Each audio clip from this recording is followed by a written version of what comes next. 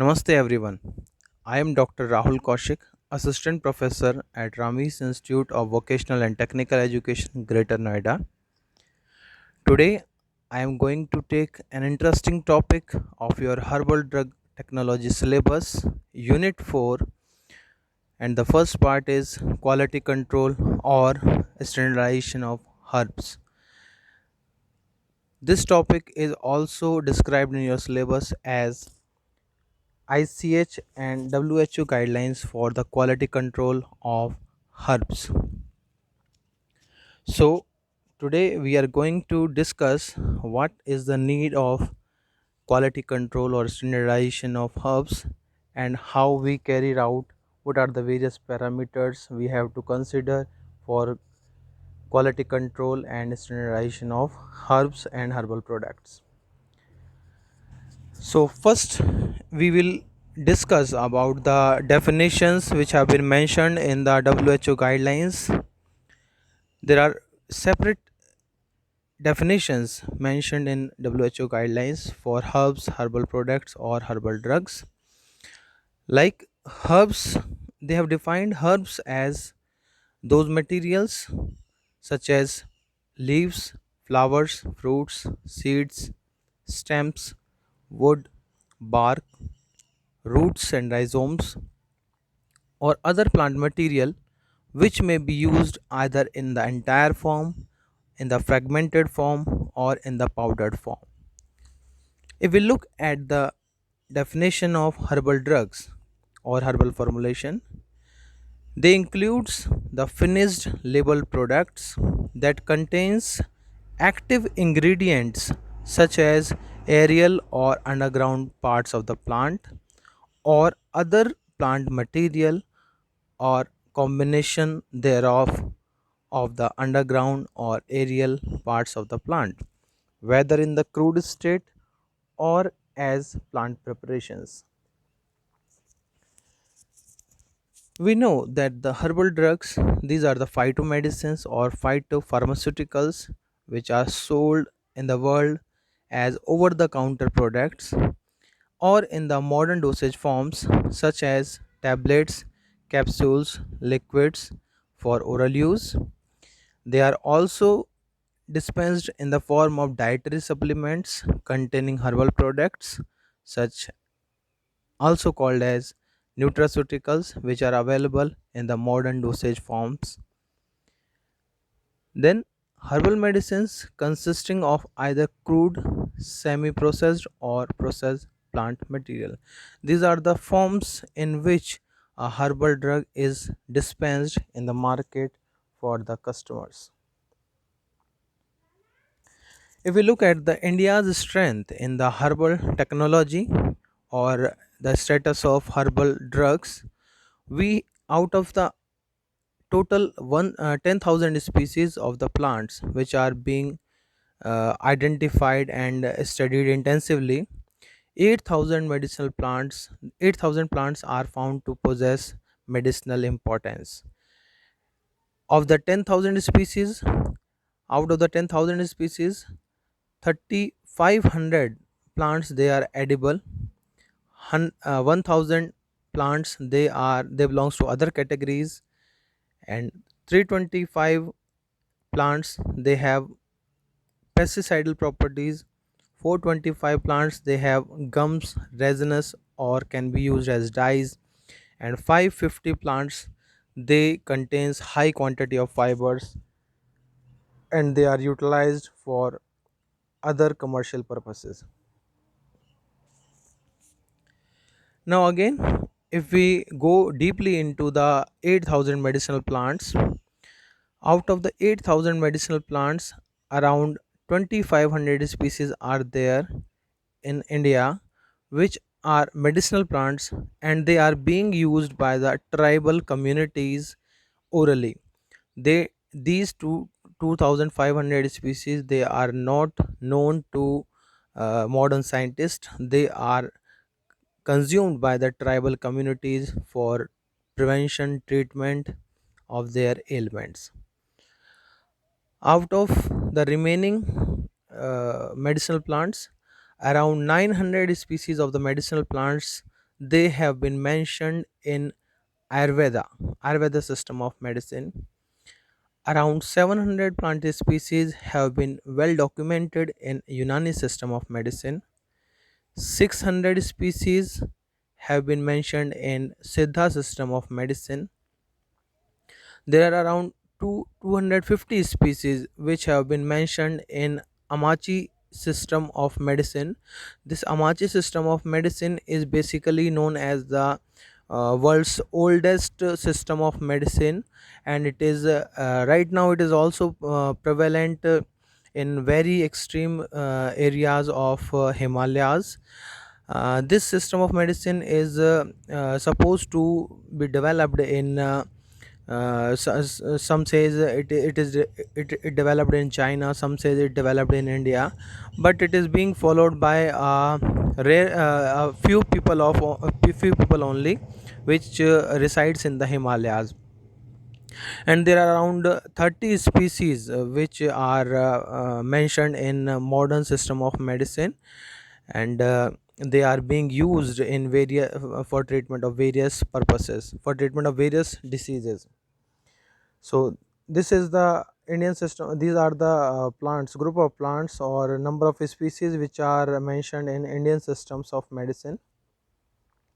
So we have a number of plants in Indian system of medicines. So if we talk about the guidelines for quality control of herbal formulations, the quality control of crude drug material, plant material, and finished product should be there. It means that any crude drug material or plant preparation and finished product which is to be sold into the market, it must be standardized.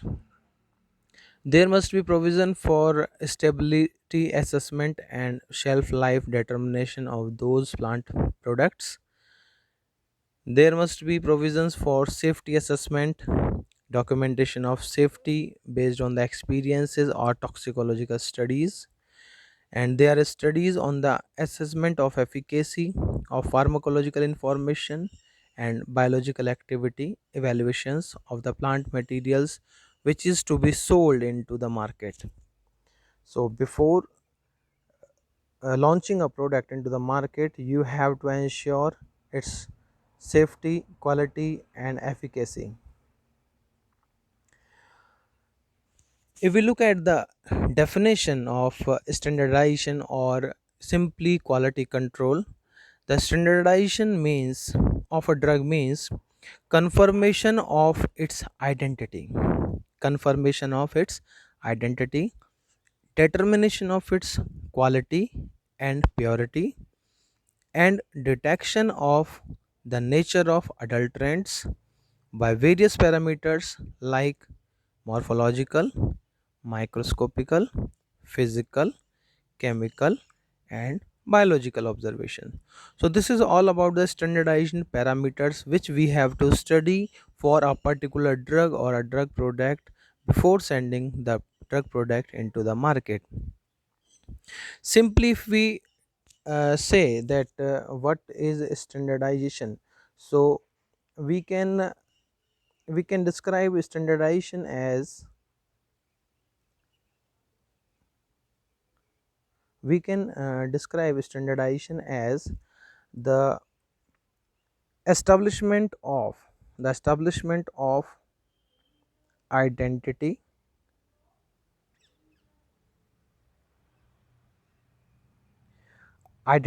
we have to establish, the purity,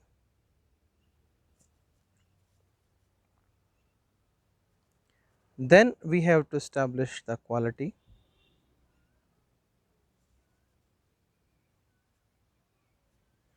then efficacy,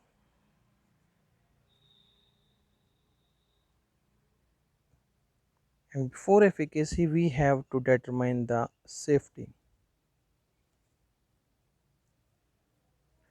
So in a nutshell, if we talk about the standardization, standardization means to establish the identity of the drug using various parameters like morphological and microscopic studies, We have to establish the purity of the drug using various physicochemical parameters. We have to establish the quality of the drug using various standardization parameters. We have to ensure the safety of the drug. Safety of the drug means we have to confirm that our drug product should be free from pesticidal residues, toxicological impurities, etc. And then we have to establish the efficacy of our drug. Establishing efficacy means we have to study the drug for its possible pharmacological activity. So in a nutshell, standardization means to access or to establish the identity, purity, quality, safety and efficacy of a drug or a drug product. If we see the various pharmacognostical parameters which we have to perform while standardizing a drug, there are various parameters which are separated into five segments. There are botanical estimations, there are physical parameters, there are chemical parameters, there are biological parameters, and there are organoleptic parameters. If we talk about the organoleptic parameters, these are the very first parameters or values which we normally use while establishing the identity of a drug.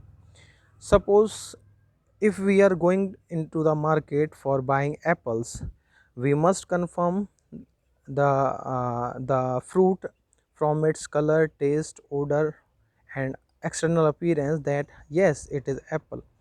So organoleptic characters, these are the very first identity estimation parameters which we perform while establishing the identity of the drug or simply while standardization of the drug material. So then we we we will perform the botanical estimation or botanical identification of our drug. We perform macroscopic studies. In the macroscopic studies, we study the shape of the drug material. We study the external markings if present on the drug material. Normally, these external markings act as an identifiable identifying mark on the drug. For example, if we are going to purchase or identify amla, then it must have a segment on the external surface of its fruit.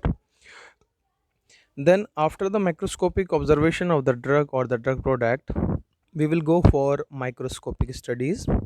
In the microscopic studies, we will go for various studies like qualitative study, quantitative study, qualitative microscopic studies, quantitative microscopic studies, micros- microscopic studies, simple electron microscopic studies, and the powdered studies for studying the various characteristic features of the powder of the drug which we are studying. After performing the botanical parameters, we will go for estimation of some physical characteristics of our drug product or the drug material or the drug formulation. The physical parameter which we will perform, it includes the estimation of the moisture content in our drug, because it is very important to ensure the safety and purity of our drug, because excess of moisture content can contribute to the growth of bacteria, fungi and molds. Then we establish or we estimate the extractive value of our drug in various solvents using various techniques. Normally hot extraction method and cold maceration is used. Then we will estimate the ash values ash values of our drug or the drug product. Ash value gives us an indication of the purity of our drug, that whether our drug is processed using a standard procedure or not, whether there is any admixture or any adulteration is present or not. So because ash value contributed excess of ash value is contributed due to the addition of sand or other inorganic material into the drug while processing of the drug. Then we will go for fluorescent analysis. It is also one of the important parameter, physical parameter, which gives us an idea about the drug characteristics, or can also give an idea about the presence of certain specific phytoconstituents. Say for example, in the drugs which contains coumarins, coumarins, these are the chemical constituents. If they are present in any drug, then the drug will show fluorescence when placed into the ultraviolet radiations. So these are physical parameters which we will perform for establishing the identity and purity of our drug. There are other chemical parameters which we perform for standardization of our drug. And the chemical parameters, they are both qualitative parameters and quantitative parameters. Qualitative parameters, like we will go for HPTLC fingerprinting, high performance thin layer chromatography fingerprinting. Here what we will do, we will use a specific quantity of our drug sample, and we will develop a solvent system in which maximum number of components have been separated, and using a derivatizing agent or a chemical reagent, we usually make the band separated or the compound separated visualize under UV radiation or either by naked eyes. Then there are quality tests for presence of secondary metabolites, like phytochemical screening. We will do, we screen our drug product for the presence of alkaloids, for the presence of glycosides, tannins, flavonoids, fats, oils, and all other chemical tests are there, which indicates that it's a preliminary screening of our drug product, which will indicate that the your drug product is consisting of following phytochemicals.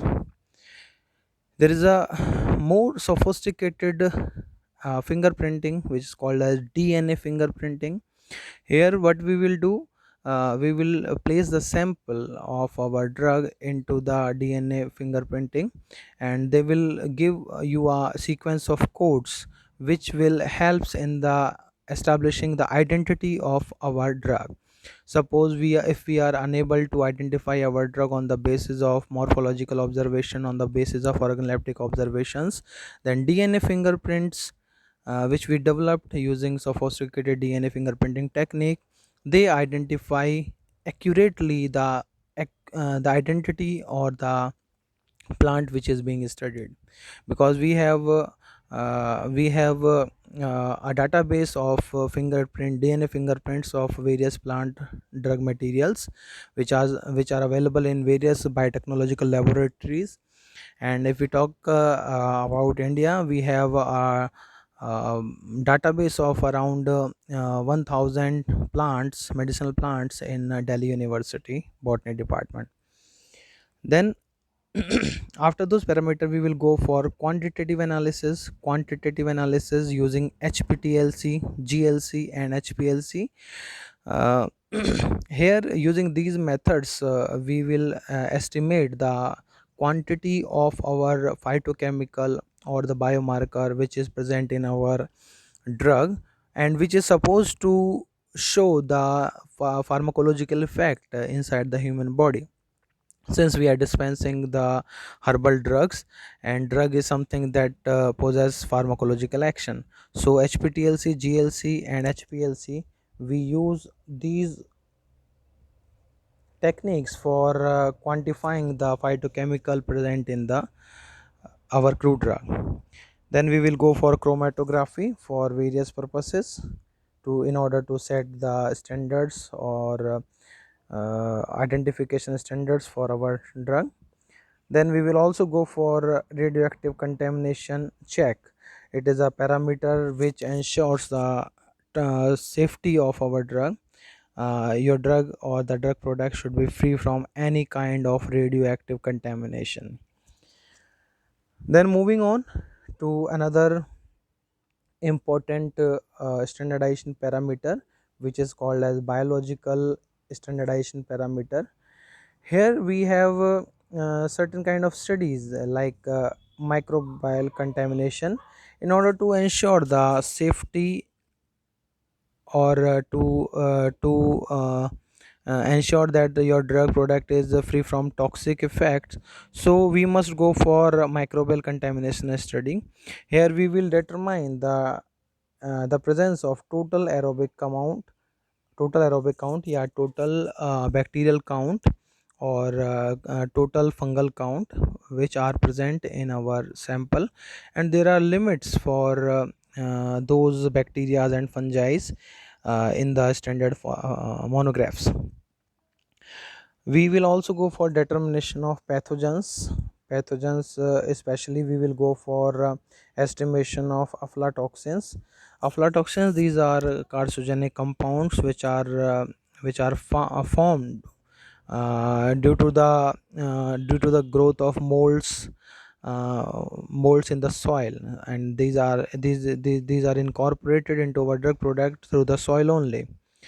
So there are, in biological parameter, there are other parameters, pharmacological parameters. There are pharmacological parameters. We will go for bitterness value estimation of our crude drug. We will go for hemolytic activity. The bitterness value gives us an indication of the bitterness threshold of our drug. While after performing the hemolytic activity, we come to know that whether our drug consists of saponin glycosides or not. Same foaming is also a property of saponin glycosides. This will let us that your drug product is containing saponin glycosides or not.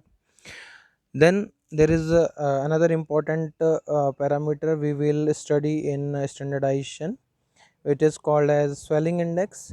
For the drugs like gums, resins, and mucilages, they show their action, their pharmacological action due to their swelling property. So in the case of those drugs, these evaluation parameters of swelling index, they play an important role while establishing their identity and ensuring their efficacy and activity.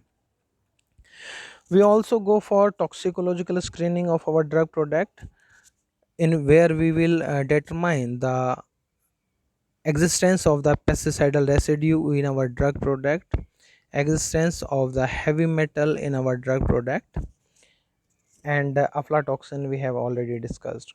So our drug product should be free from toxicological parameters or toxicological residues like pesticidal residue, heavy metals, and aflatoxins.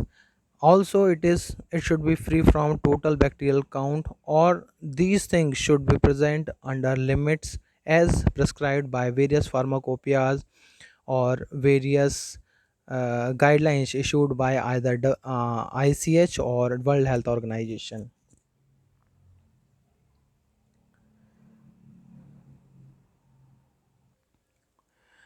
Then the very first parameter we study in our standardization task, it is macroscopic study of our drug product. Generally, macroscopic study means the visual inspection, and which provides the simplest and quickest method to establish the identity, purity, and quality of our drug product. Look at the picture. Whatever part you are using as drug, you should go for macroscopical study of that particular plant. Whether you are studying flowers, whether you are studying leaves, whether you are studying roots, stems, etc., you have to go for macroscopic studies or macroscopic features of the drug product or the plant part which is to be used as drug in the macroscopic study. Macroscopic identity of the medicinal plant material is based on their shape, size, color, surface features, texture, fracture characteristics, and appearance of the cut surface. So it is very important and the quickest method and the simplest method for establishing the identity of a crude drug or a crude drug product. Next, if we if we have performed the macroscopic study and we have some doubt, then we must go for microscopic study. And during a standardization process, it is a compulsory that you have to perform the microscopic study. In the microscopic study, we will study the details of cell structure and arrangement of the cells, which are useful for differentiating similar species. We select a representative sample of the material, and if it is dried part of the plant, then it may be require softening before preparation for microscopy, preferably by being placed in a moist atmosphere or by soaking in water. Generally, we soak the drug a day before performing our experimentation. So for microscopic study of soft plant material, we use the fresh material, and in case we are using bark or root which are quite hard, we will soak them before a day before in the water, and on the next day we will go for section cutting, and we will study the microscopic studies, the arrangement of the cells and the cell structure in under microscope. In case any water soluble content is present in your drug, so it can be removed from the cell by soaking in water, and starch grains can easily be gelatinized by heating in water, because the starch grain they are present in appreciable quantities. So to remove them or to gelatinize them, to minimize their effects in identification, we can gelatinize them by heating in water. What we observe in microscopy, we observe histochemical parameters like starch grains, the shape of the starch grains, the quantity or concentration of the starch grain which is present in our drug sample. We detect the presence of grains. Alluron grains, they are generally protein granules which are present in various cells of drug product. We will analyze the fats, fatty oils, and volatile oils and resins, which are generally present in the form of yellowish or dark brown matter inside the drug powder or inside the cells of our transverse section or longitudinal section. We will also identify the type of calcium oxalate and calcium carbonate crystals which are present in our drug product. We will also detect whether the cell wall of the drug which we are studying is lignified or non-lignified using various chemical reagents. We will study the cellulose cell wall. We will study for the presence of mucilage and tannins inside our drug product or the drug material. Okay,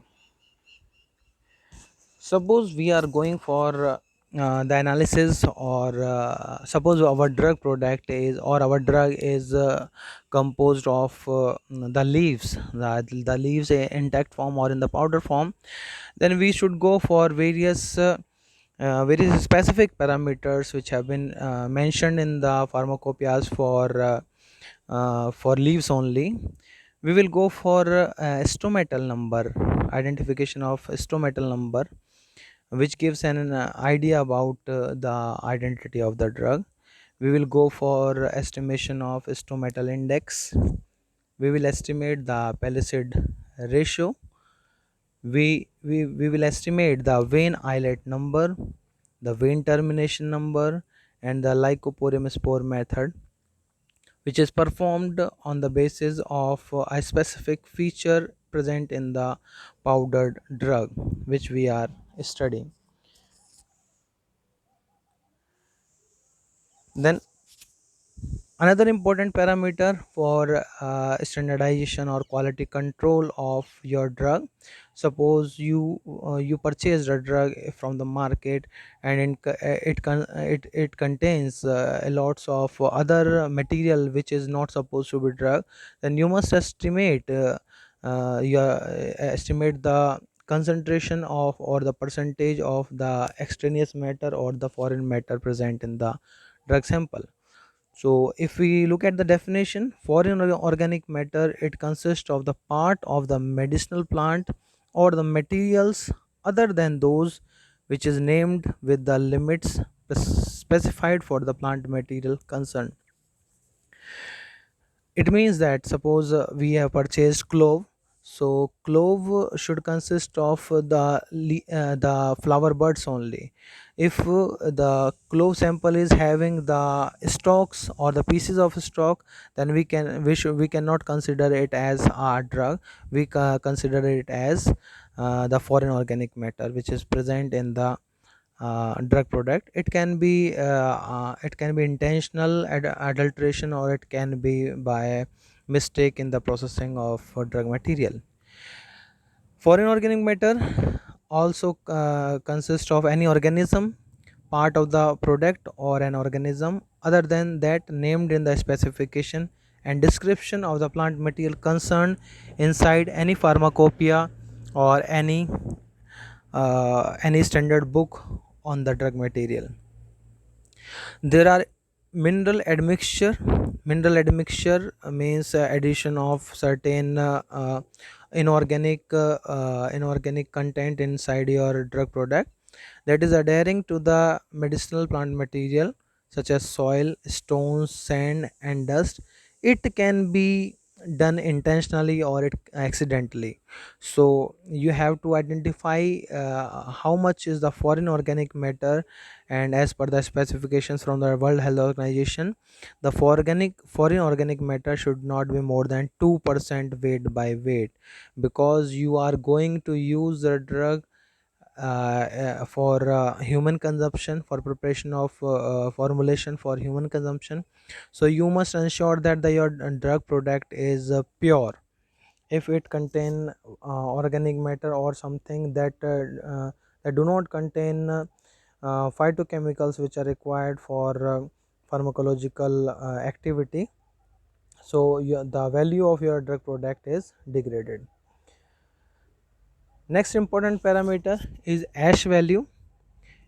Ash value involves the non-volatile inorganic components which are present inside the drug. High ash value is an indicative of contamination, substitution, adulteration, or carelessness in the preparation of the crude drug. So, a high content of ash value means your drug is adulterated, substituted, or careless, or processed without taking care. So there are various kinds of ash values we determine while performing standardization of drug. So we perform total ash.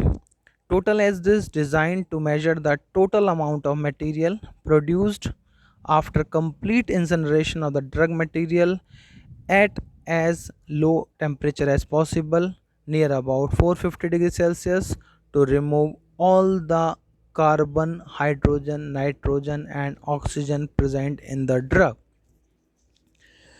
So simply, uh, uh, an ash is what which is free from carbon, hydrogen, nitrogen, and oxygen. So total ash usually consists of carbonates, phosphates, silicates, and silica. We have guidelines from the Indian pharmacopoeia from the United States pharmacopoeia, from the British pharmacopoeia, from the WHO, for temperature which is to be kept, which is to be maintained while preparing ash. IP and USP prescribes a temperature of 675 plus minus 25 degrees Celsius for preparing total ash. BP prescribes a temperature of 600 plus minus 25 degrees Celsius, and WHO prescribes a temperature of 500 to 600 degrees Celsius to be maintained at the incinerator. Then we will go for acid insoluble ash. It is the ash which is insoluble in acid. So ash insoluble in HCl is the residue obtained after extracting the total ash with HCl, and it gives an idea about the earthy material present in your drug sample. IP prescribes 25 use of 25 ml 2 molar HCl solution. USP prescribes use of 25 ml 3 normal HCl solution.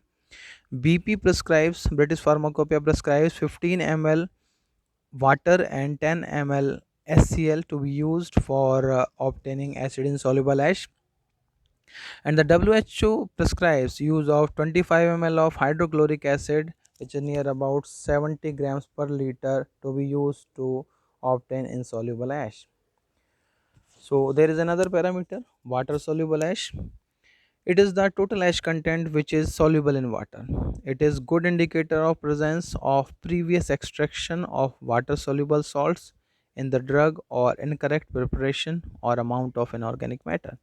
Suppose your drug contains various important phytochemicals which are soluble in water, and if your ash value is water soluble ash value is low, then it indicates that the water soluble constituents have already been isolated from your drug product, which is a sign of adulteration or improper processing of your drug material.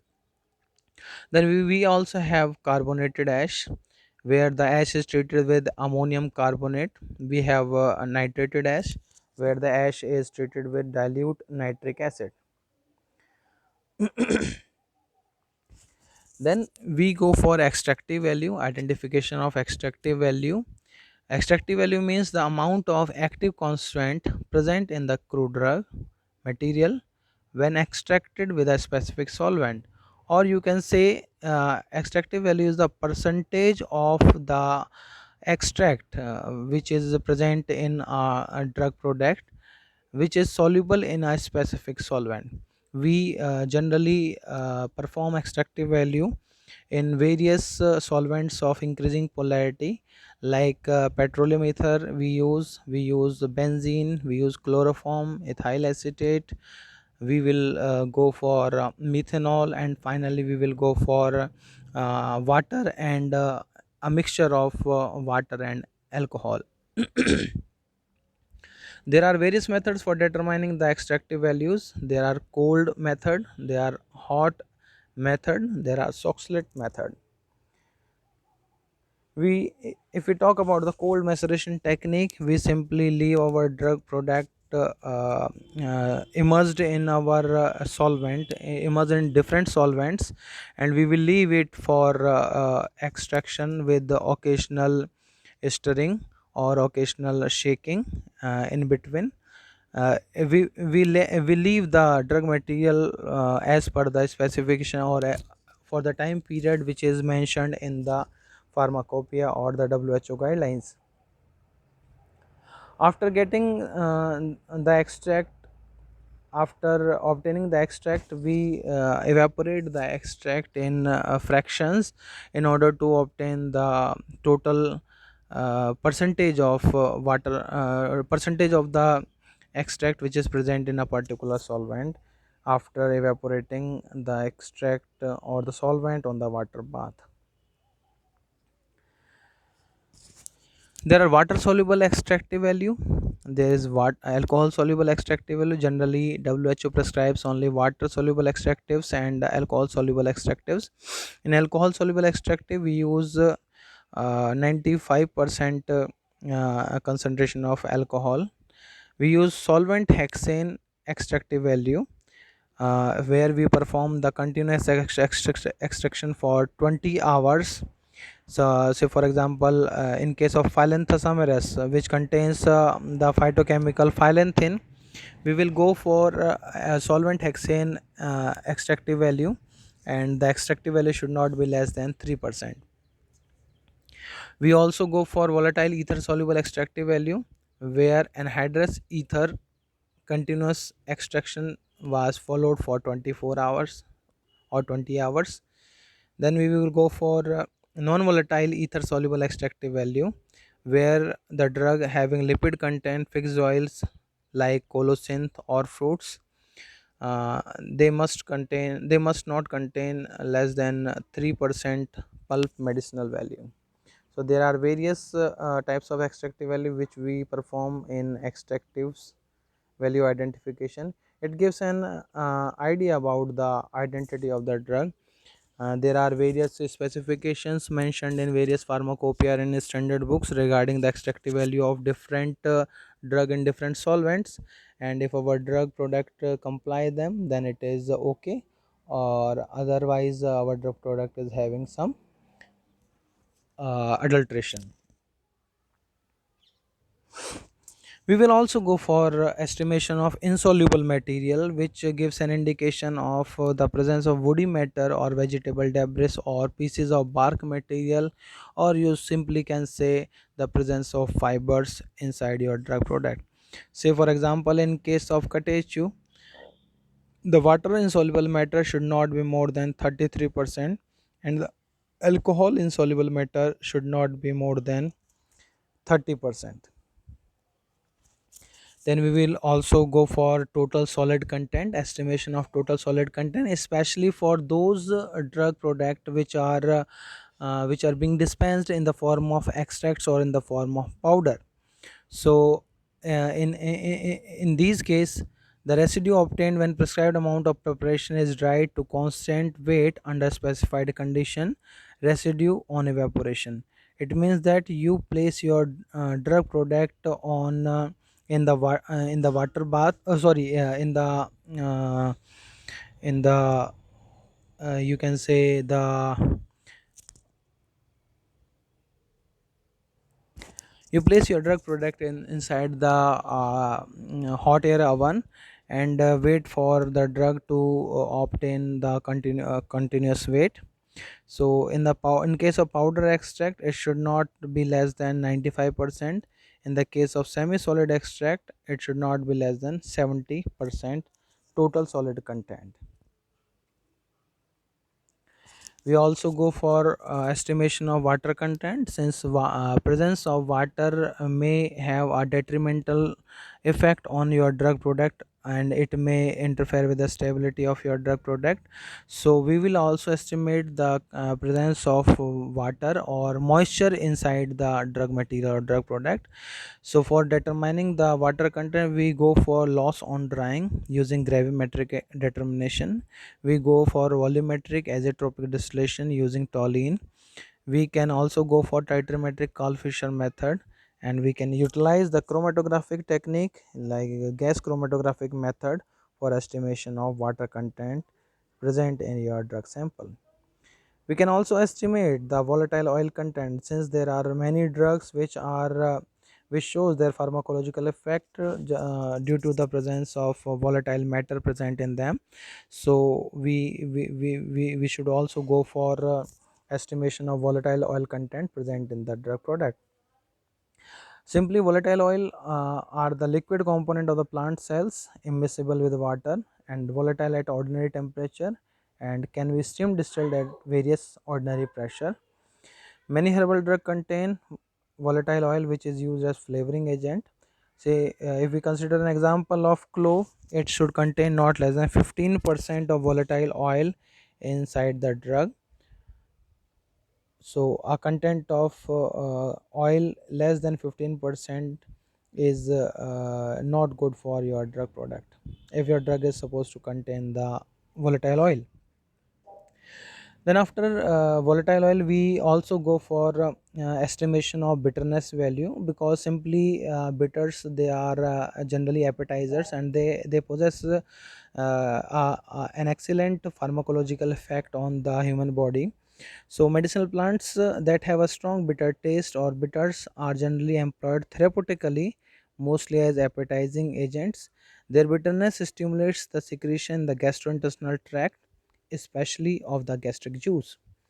The bitter properties of the plant materials are determined by comparing the threshold bitter concentration of an extract of the material with that of a dilute solution of quinine hydrochloride. So here quinine hydrochloride is used as a standard bitter for determining the bitterness value of your drug product.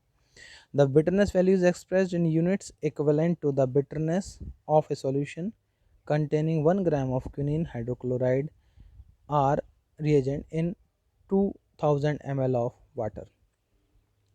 So there is a formula to calculate the bitterness value: 2000 into C upon A into B, where A is the concentration of stock test solution, B is the volume of test solution in ml in the test tube with the threshold bitter concentration, C is the volume of quinine hydrochloride in mg in the tube with the threshold bitter concentration.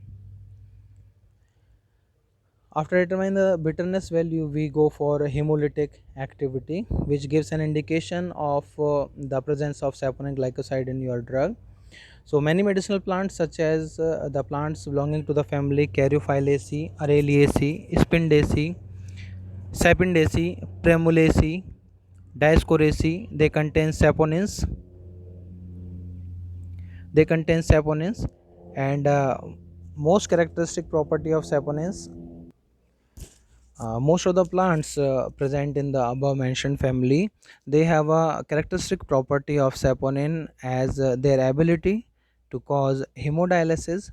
When added to a suspension of blood, saponins produces changes in the erythrocyte membranes, causing hemoglobin to diffuse out of the red blood cells into the surrounding medium and causing hemolysis.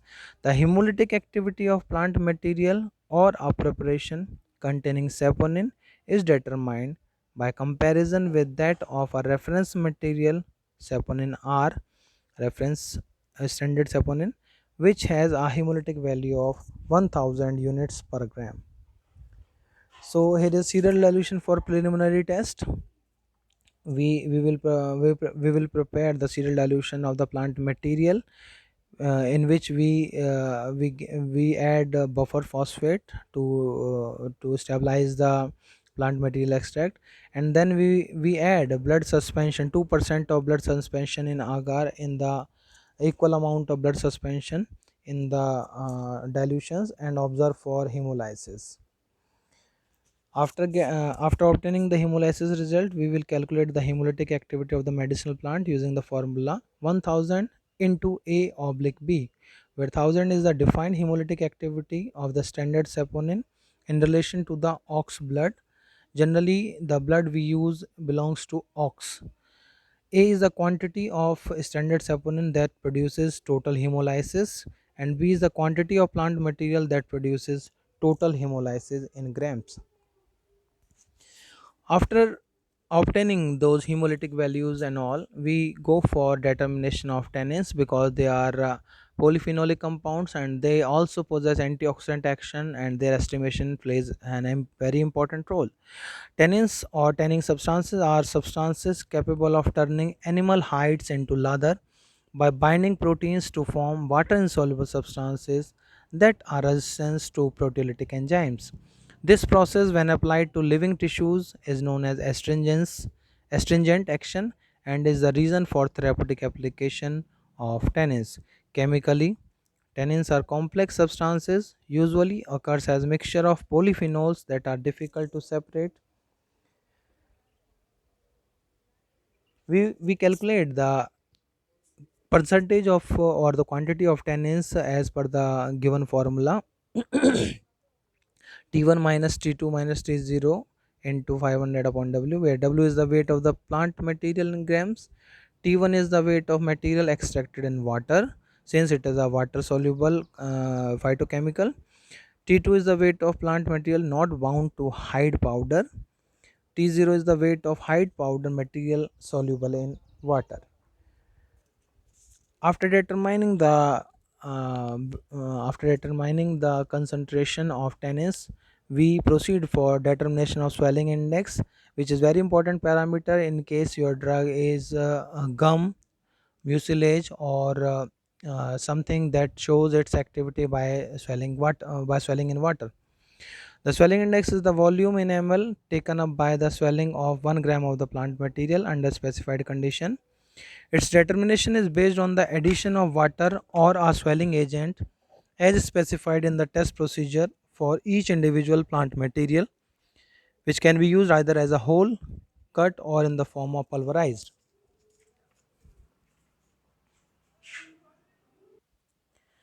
After swelling index, we will go for determining the foaming index of our drug material. Since foaming index is also very important parameter in case of your drug contains saponin glycosides, many medicinal plants like contains saponins that can cause a persistent foam when an aqueous decoction is shaken with water, or if it is aqueous, then it is water. The foaming ability of non-aqueous of an aqueous decoction of plant material and their extract is measured in terms of foaming index. We calculate the foaming index using the formula, which is 1000 upon A, where A is the volume in ml of the decoction used for preparing the dilution in the tube where foaming to a height of 1 centimeter is observed. After determining these parameters, we will go for estimation of some toxicological parameters like determination of pesticidal residue. It has been mentioned that it should not be more than 1%, and acceptable residual limit ARL in mg of pesticide per kg of the plant material can be calculated on the basis of maximum acceptable intake ADI, acceptable daily intake ADI, of the pesticide for humans as recommended WHO, and the mean daily intake of the medicinal plant material. So we can calculate the acceptable residual limit ARL as ADI into E into 60 upon MDI into 1000 100, sorry. So ADI is the maximum acceptable daily intake of pesticide in mg per kg of the body weight. E is the extraction factor which determines the transition rate of the pesticide from the plant material into the dosage form, and MDI is the mean daily intake of the medicinal plant product. Here are the some examples of pesticides your drug should not contain them. There are chlorinated hydrocarbons and related pesticides like BSC, DDT, chlorinated phenoxyalkanoic acid herbicides like 2,4-D and 2,4-T, organophosphorus pesticides like malathion, dithion, parathion, methyl parathion. They are carbamate insecticides like carbaryl, dithiocarbamate fungicides like Ferbam, Minam, Nabam, Thiram, Zenib. Inorganic pesticides like calcium arsenate, lead arsenate. Miscellaneous like ethylene dibromide, ethylene dioxide, ethylene oxide, methyl bromide. There are certain pesticides from the plant origin like tobacco leaf, nicotine, pyrethrum flower, pyrethrum extract, pyrethroids, pyrethrin, and the pesticides obtained from darius roots and rotenoids. So your drug should be free from any kind of pesticides, or if they are present in your drug product, they should be present within limits. If we talk about the method of estimating the pesticidal residue, we use the formula we have mentioned, ARL. The formula we use, this is the old method for determining the pesticidal residue. Nowadays we are using GCMS. Nowadays we are using gas chromatography mass spectroscopy for determination of the pesticidal residue in your drug product.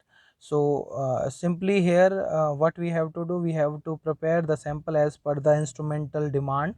We inject the sample into the GCMS, and after a few hours it will give you the list of pesticides which are present in your drug sample or drug product, along with their percentage concentration, or in the form of parts per billion or parts per million.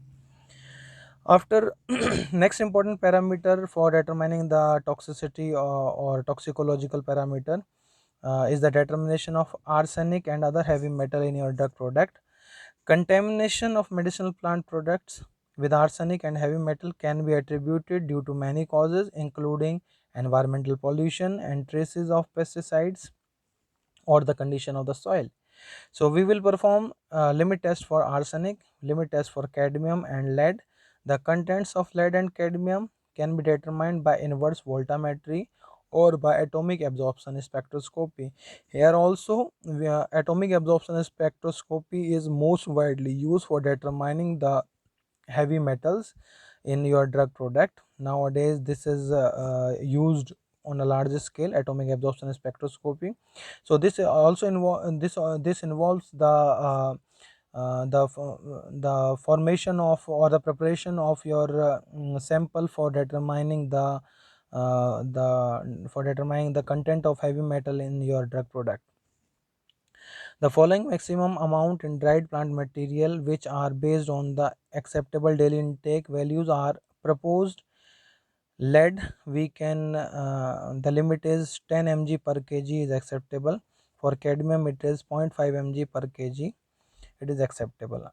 Beyond this limit we cannot allow it to be present in our drug product. Then another toxicological parameter, which is also a pharmacological parameter, is the determination of total aerobic count or total microbial load present in your drug sample. Here are some microorganisms like E. coli, Pseudomonas aeruginosa, Salmonella typhimum, and Streptococcus aureus. So our drug product should not contain these bacterias, and if they contain these bacterias, since they are extremely unavoidable in case of Indian drug industries, herbal drug industries, so there are certain limits for minimum acceptable limit for these microorganisms, which should not be crossed. So if we talk about the limits, the microorganism like E. coli in the finished product, they must not be present more than 10 CFU, colony forming unit. In case of raw material, they are allowable up to a concentration of 10 to the power 4. Salmonella, it should not be present in both in finished product and in the raw material also. Total aerobic count, the total aerobic count, permissible total aerobic count in the finished product is 10 to the power 5. The total acceptable permissible enterobacterial count is 10 to the power 3. So these are the limits for microbial contaminant in the finished product and raw material prescribed by WHO and other pharmacopoeias. Aflatoxins, if we talk about the aflatoxin, it is another important toxicological parameter which should not be present in your drug product. Aflatoxins are naturally occurring mycotoxins. These are microtoxins. Generally they are carcinogenic in small concentrations, and they are produced mainly by Aspergillus flavus and Aspergillus parasiticus. The presence of aflatoxins can be determined by chromatographic technique. Here for determination of aflatoxin we go for HPLC, high pressure high performance liquid chromatography we use the standard solutions of aflatoxin B1, B2, G1, G2, and these four aflatoxins we will estimate in our drug product. If our drug product is contains these aflatoxins, then their limit should be their concentration should be within limits. IP has prescribed a concentration of not more than 2 micrograms per kg weight of the drug product of aflatoxin B1, and total aflatoxin concentration should not exceed 4 microgram per kg of the total weight of the plant product. USP prescribes a concentration of not more than 5 parts per billion of aflatoxin B1, and total aflatoxin concentration should not exceed 20 parts per billion. As we have already discussed, then your drug product should be free from radioactive contamination also. The range of radionucleotide that may be released into the environment as a result of nuclear accident might include long-lived and short-lived fission products, actinides and activation products. Microbial growths in herbals is usually avoided by irradiation, so this can be the probable cause for addition of radioactive contamination in your drug product. This process may sterilize the plant material, but the radioactivity hazard should be taken into account. The nature and the intensity of radionucleotide released may differ markedly and depend upon the source, whether it is from the reactor, it is from the reprocessing unit, fuel fabrication plant, isotope production unit, etc. The radioactivity of the plant sample should be checked accordingly to the guidelines of International Atomic Laboratory. So your drug product, or whether it is crude drug or finished product, it should be free from any kind of radioactive contamination.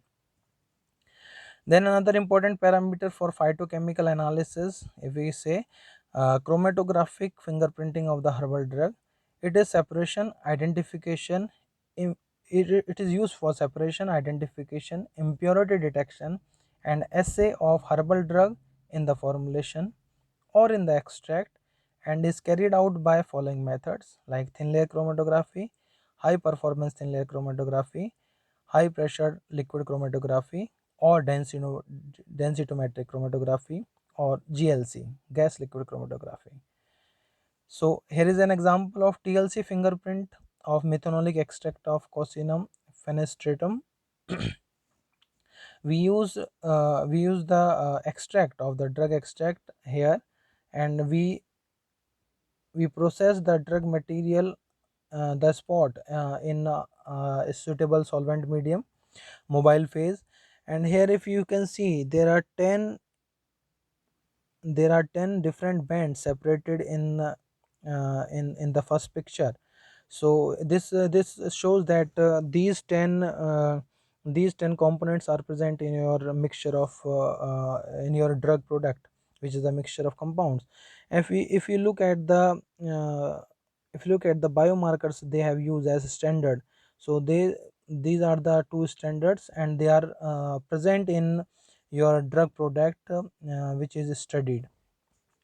Similar thing you can observe in these pictures, which are taken which are same pictures, but they are observed under ultraviolet, low wavelength ultraviolet 254 nanometer, and ultra visible light after derivatization.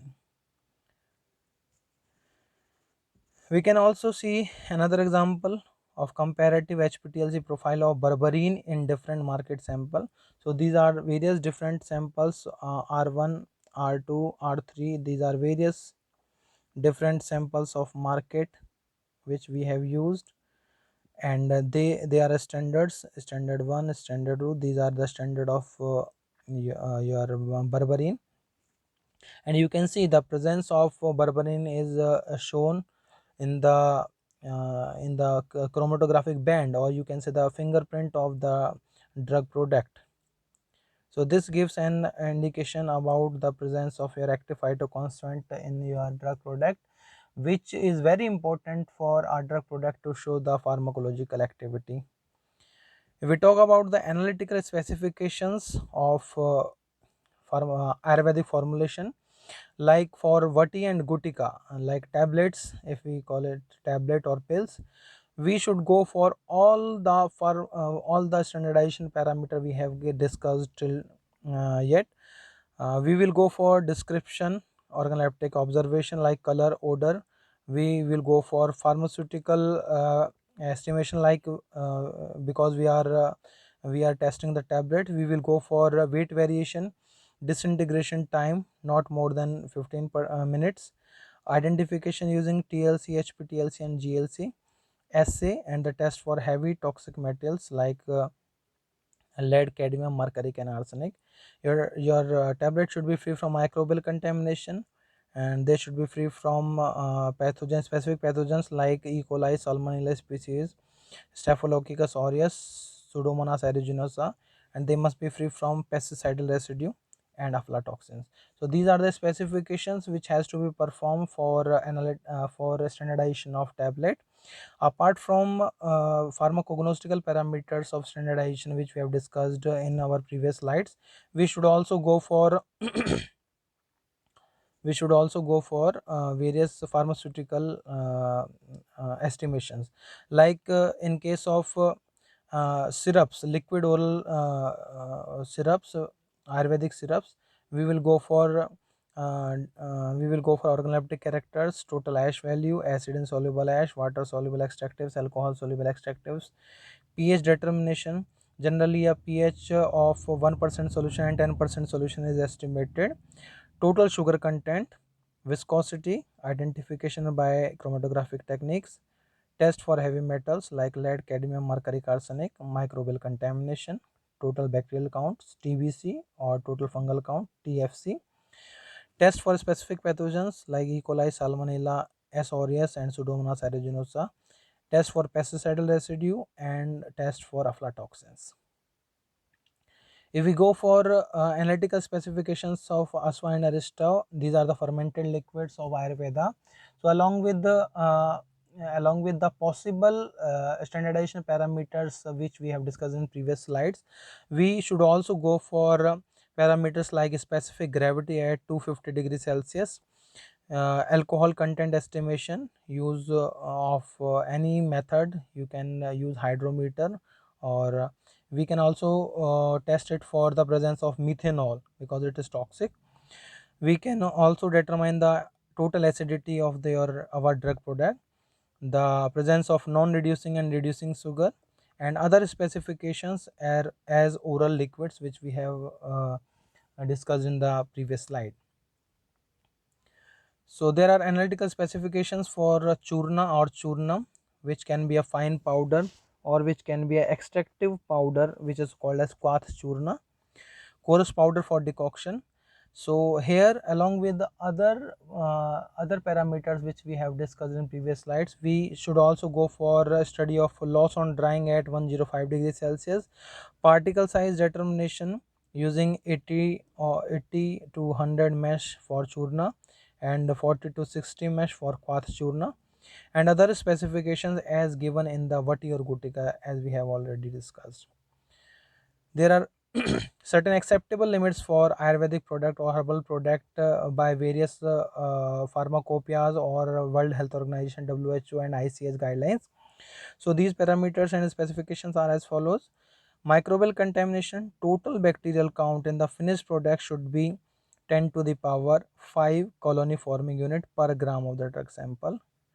Yeast and mold 10 to the power 3 CFU colony forming unit per gram. E. coli, Salmonella, Pseudomonas aeruginosa, and Staphylococcus aureus, they must be absent in your final drug product. If we talk about the pesticidal residue, they must be less than 1 parts per million. If we see the heavy metal content in our final drug product, the lead should be present within 10 ppm or below 10 ppm, mercury 1 ppm, arsenic 3 ppm, and cadmium zero point 0.3 ppm. Beyond these limits, your product should not be accepted in the international market or your product will be rejected. As far as the aflatoxin levels are concerned, your drug product should not contain more than zero point 0.5 ppm of B1, aflatoxin B1, zero point 0.5 ppm of aflatoxin G1, 0.1 ppm of aflatoxin B2, and 0.1 ppm of aflatoxin G2. So it is all about the standardization or quality control of herbs or herbal drug products. So we have used the references like Kokate, P.K. Mukherjee, Ansari, S.S. Ansari. We have used WHO guidelines. We have used Indian Pharmacopoeia. There are various guidelines which you can prefer, but mostly we follow the WHO guidelines for standardization of herbs or quality control of herb or herbal product. and the guidelines issued by the Indian Pharmacopoeia and the guidelines of Ayurvedic Pharmacopoeia of India for standardization of Ayurvedic drug product inside India. So this is all about my presentation, and this is my contact number or contact email ID. In case of any difficulty or more detail, you can approach me at my email address, which is rahulkcsgi@gmail.com. I am working at Ramesh Institute of Vocational and Technical Education as assistant professor, Greater Noida. So this is all about my presentation. In case of any difficulty, you can contact me at my email address. So thank you so much.